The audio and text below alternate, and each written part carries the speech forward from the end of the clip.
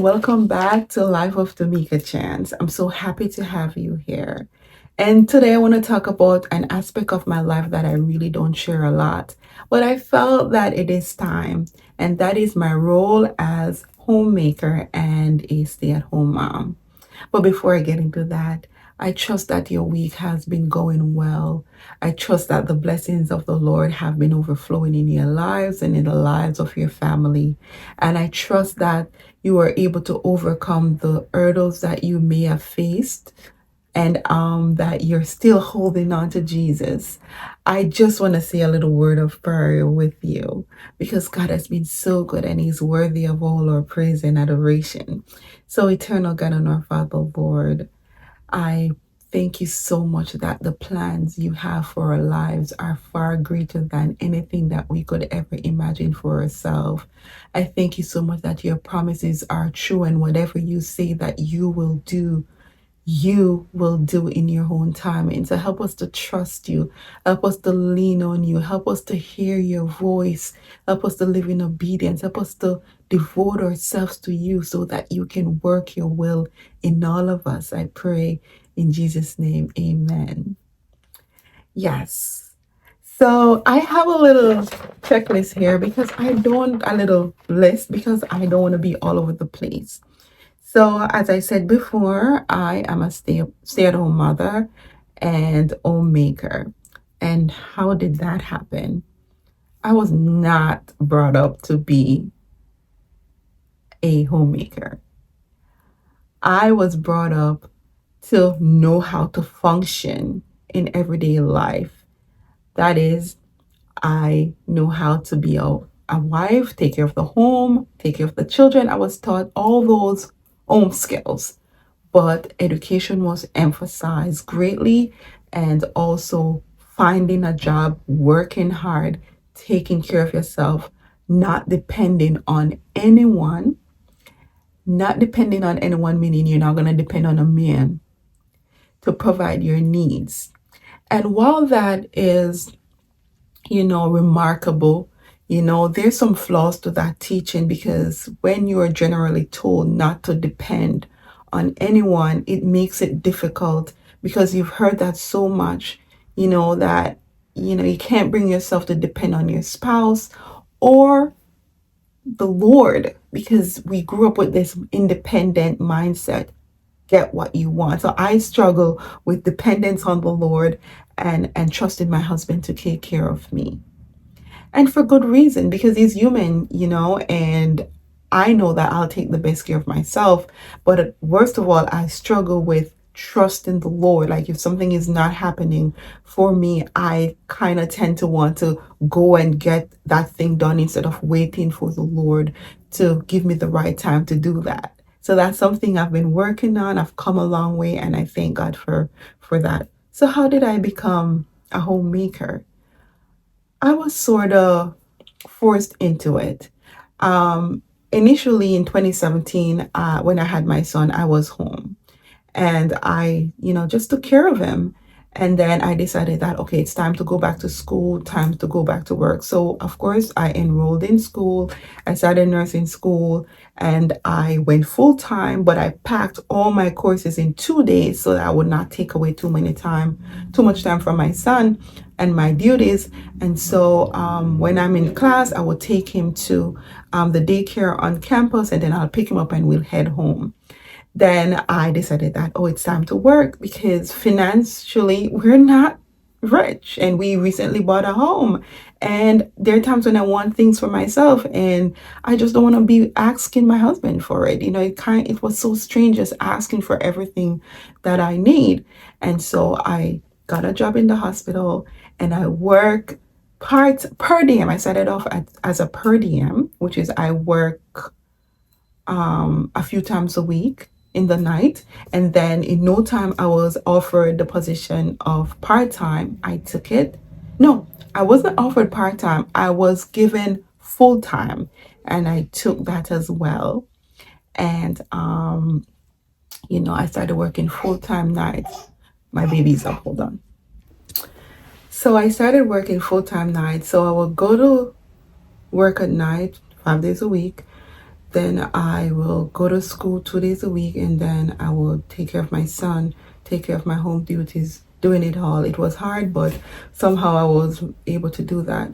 Then the pandemic came along, and a mandate was passed for us to all get vaccinated, and I was not convinced in my heart to do that, and so I made a choice not to, which resulted in me being terminated, and also I lost my place in nursing school because I had to be vaccinated to do my clinicals, and I did not do that. And so this is why I said I was forced back into it full time. And at that time I was like, okay, this is what it is. And since I'm going to be home for a while, maybe it's a good time to have our daughter. And I did have her, and in August 2022 she was born, and I have been a full-time mom since. Now, I have always wanted to be the Proverb 31 woman, so I'm like, okay, a door closed over there, it means that the Lord must have not desired that for me. Let me allow him to work. I'm going to be home with my children. I'm not going to mope. I made a choice. This is a consequence. It's not a bad thing. I'm home. I'm taking care of my children. But a part of me was still miserable. I couldn't get past working for myself. I couldn't get past making my own money, and taking care of some of the stuff that I could take care of. No, I have to depend 100% on my husband, and I was not comfortable with that, to be honest. I'm going to be honest with you. I wasn't.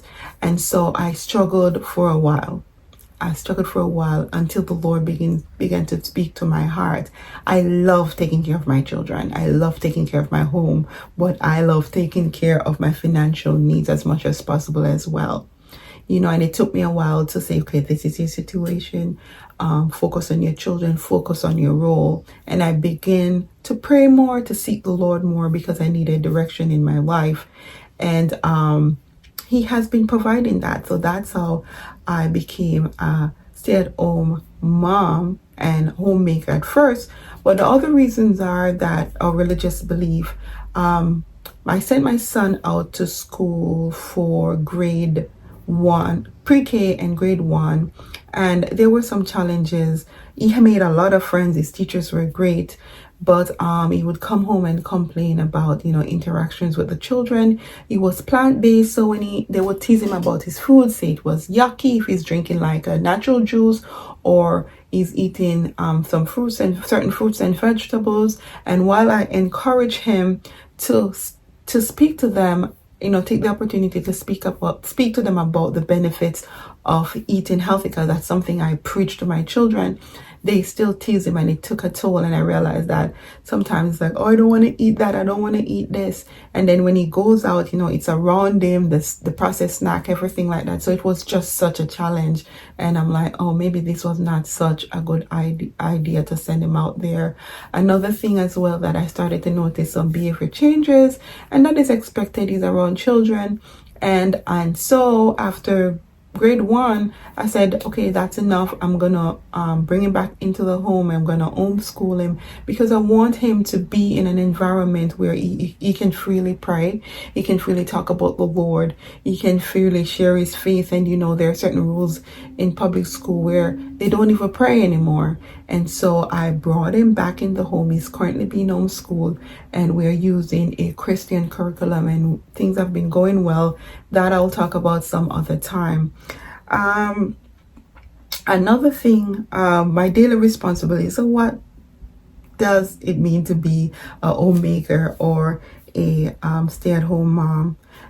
It's general traditional duties, which involves, feeding the children, caring for them, homeschooling, teaching activities, playing. I am my children's playmate, I am my children's teacher, I am my children's nurse, I'm my children's doctor, my children, everything. We do everything together.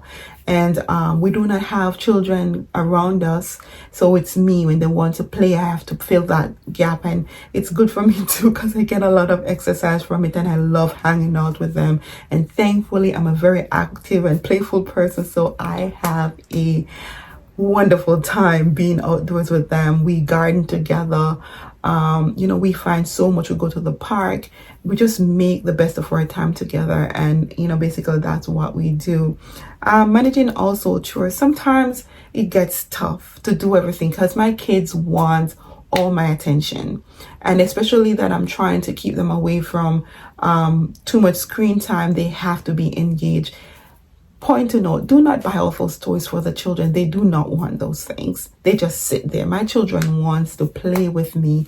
They want to go outside all the time. So, if I'm outside, I can't get the chores done. So what I had to do is work around that. So sometimes at night, I will be up when they're sleeping, cleaning, doing laundry, everything like that, so that in the daytime I can have that time to spend with them and they do not feel bored or cheated. I cannot do it all the time because there are just some times where I have to focus on the chores that I have to do. And so I will find ways to get them involved. For example, I have them help me do the laundry. I send them out back to check the garden for fruits and vegetables or to water it. And my son loves gardening. He loves to see things grow. He loves nature. And so is my daughter. So that's a plus. Anything that I can do to keep them busy. There are times when, yes, I allow them to do something educational on the tablet and while I could get to do stuff. And also I am full-time online as a student trying to wrap up my bachelor's, which I'll talk about some other time. And so I do sacrifice that. A lot of times I'm at the crunch on the last day doing my schoolwork because I put my children first. I try to put my role as wife and mother first because I've come to realize that this is a divine role and I'm actually shaping the mind of generation to come. And what I do with my children will reflect on society. So I try my best to prioritize, teaching them, training them. And basically when it comes to laundry and stuff like that, I have a set day, but sometimes it piles up more than usual. So I end up doing laundry 2-3 times a day. And if it's not wash day and the laundry is a lot, I just throw it in the machine and let it go on because I do not like to see piles. I do not like to see my house messy. That's something I struggle with. I was miserable with that, but I've learned to relax a little bit, especially when my son said, "Oh, you're always cleaning and tidying up." And I'm like, maybe I'm spending a little more time. I'm just a little bit toying with that. So I learned to manage that time as well. As you go through your days, you learn how to flex your time. And sometimes you just have to work between the children, and that's perfectly fine. I also love to cook plant-based food. I like to make things from scratch. I like juicing. So we do all of that together and they're learning in the process. Creating a structured and loving home. Creating a structured and loving home is important.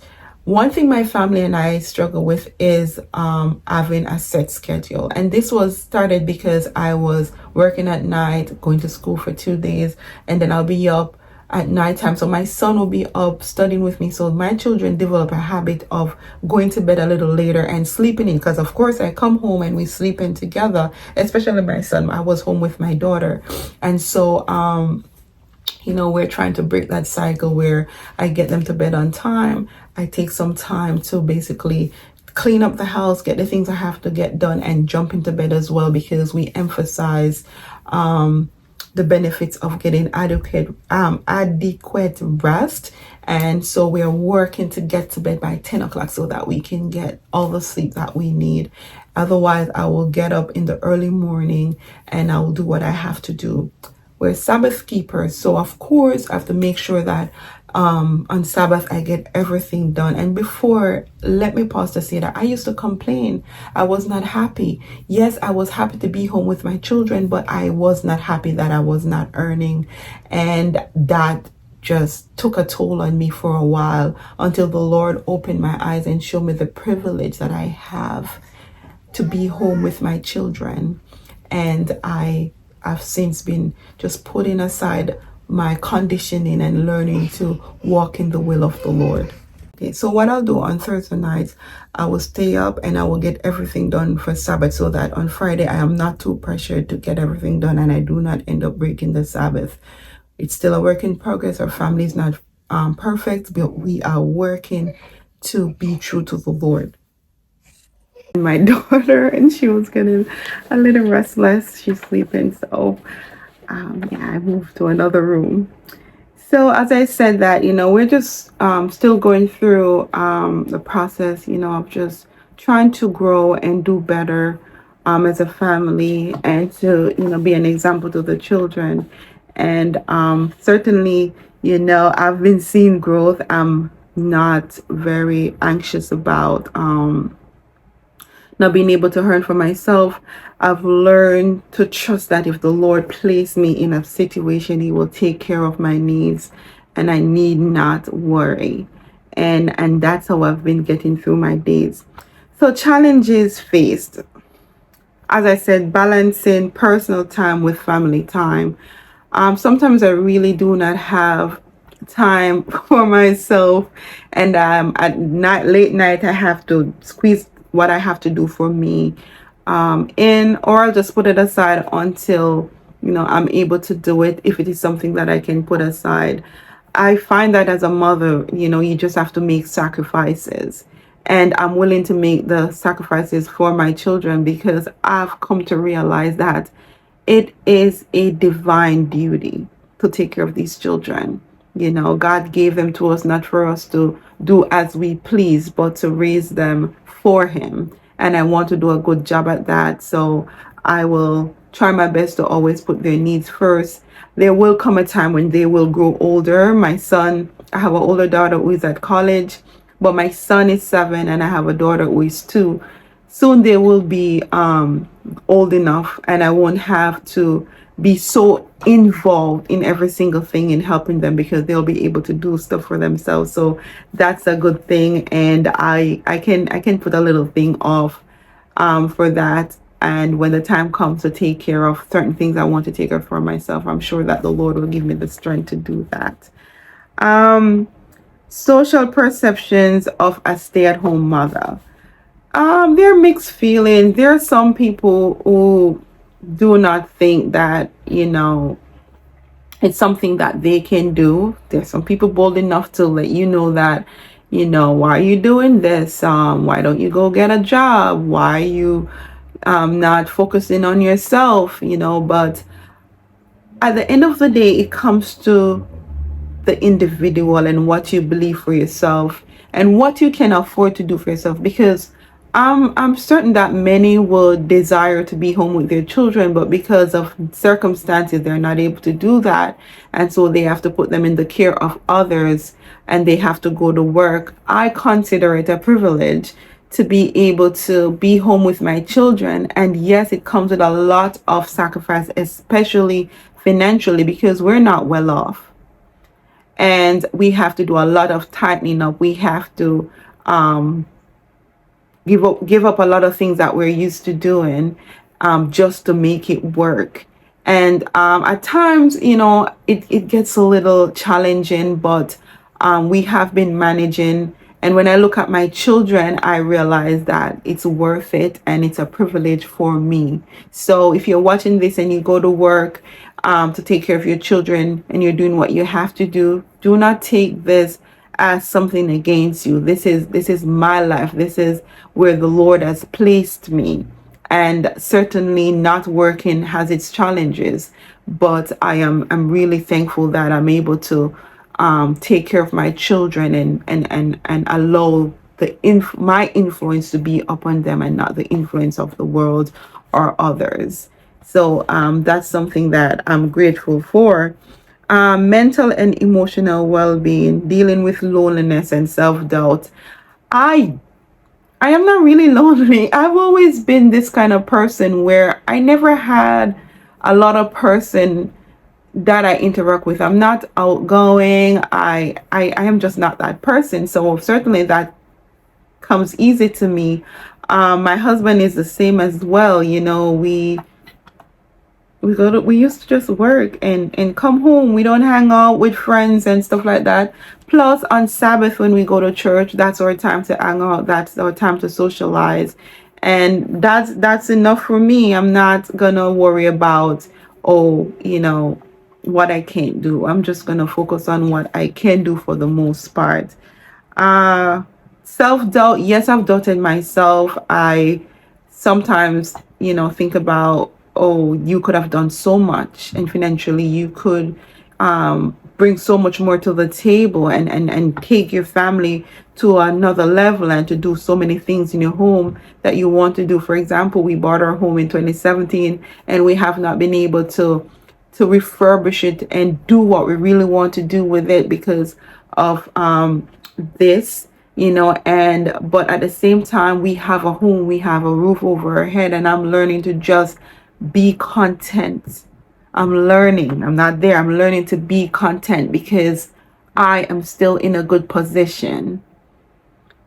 And I am thankful for that. We have food on our table. We have clothes on our back. We have a roof over our heads. Our bills are paid. Sometimes they may be late, one and two of them, because inflation is insane. Sometimes I can no longer just go into a store and just pick up anything I want.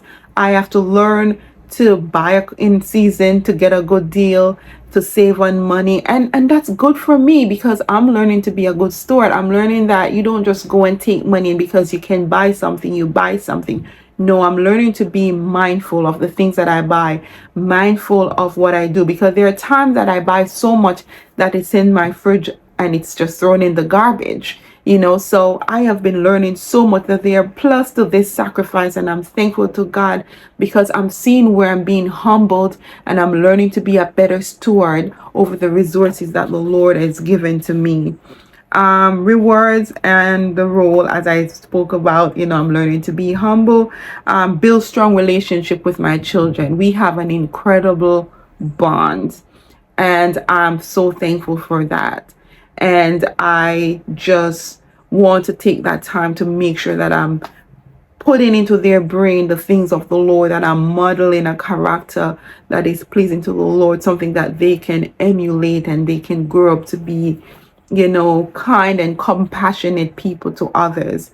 The joy of watching them grow and develop under my care, it's such a joy. I love to watch my children. Sometimes I look and I'm like, when did this child get so big? I'm so thankful that I have not missed a milestone in their lives. I've been there for every milestone. And surprisingly, even before I became a stay-at-home mom, I had my daughter, and the Lord have always placed me in a position where I can be there. And I'm thankful for that. Creating a nurturing and peaceful home environment for my family. I know now that the way that I am will reflect on my children. And in my reading, I want to share something, the influence of the mother. And as I go on, I would look at these things in other segments so as not to make the video too long. But this is something that really resonated with me. Influence of the mother. The thoughts and feelings of the mother will have a powerful influence upon the legacy she gives her child. If she allows her mind to dwell upon her own feelings, if she indulges in selfishness, if she is peevish and exacting, the disposition of her child will testify to that fact. Thus, many have received a birthright, almost unconquerable tendencies to evil. So this is a child. If the mother is that way, the children are born with tendencies to evil.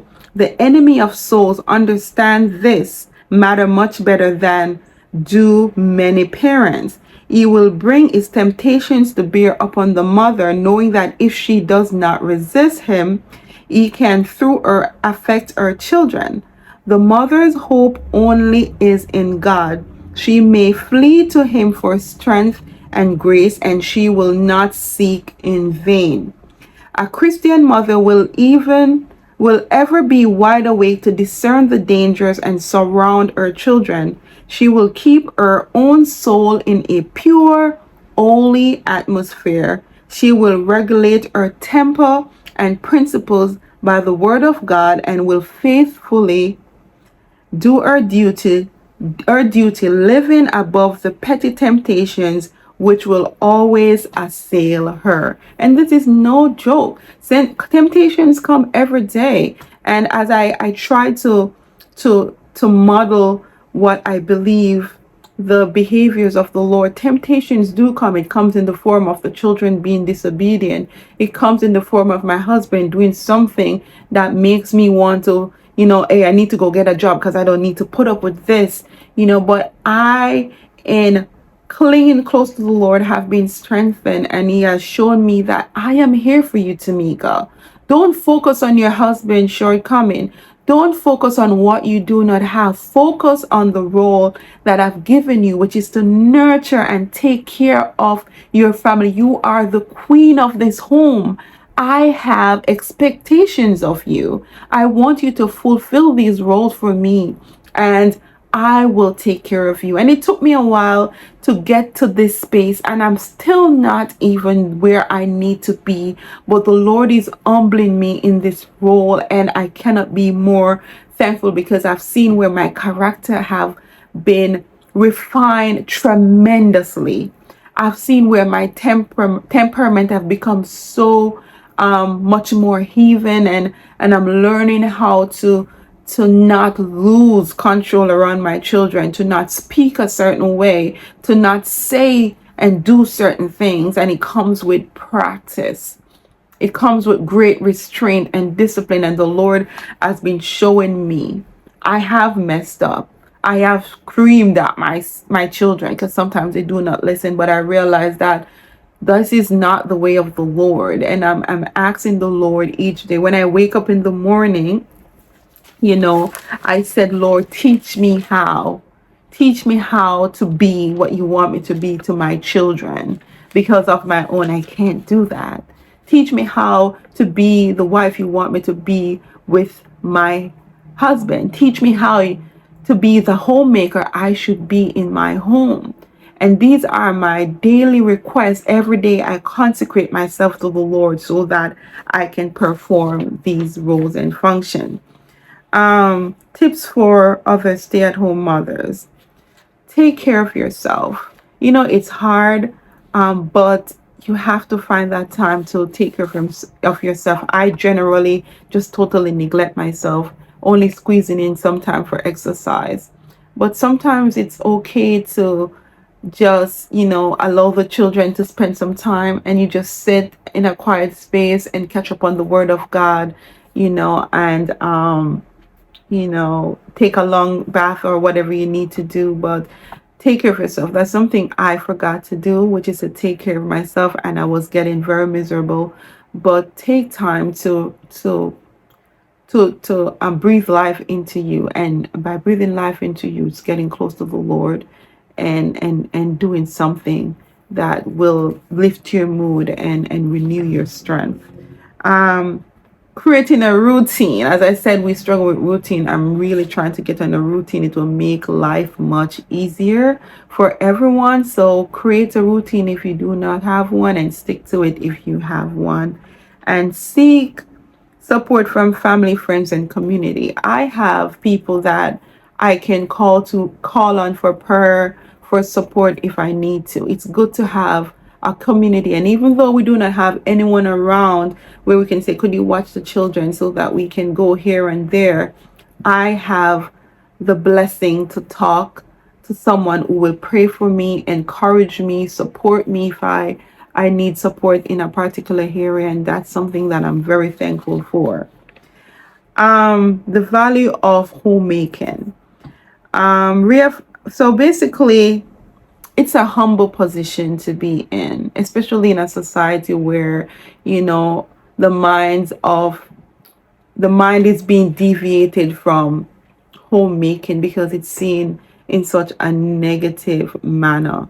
But it's perfectly okay to be a homemaker. It's perfectly okay to take the time or to choose to be home to take care of your children.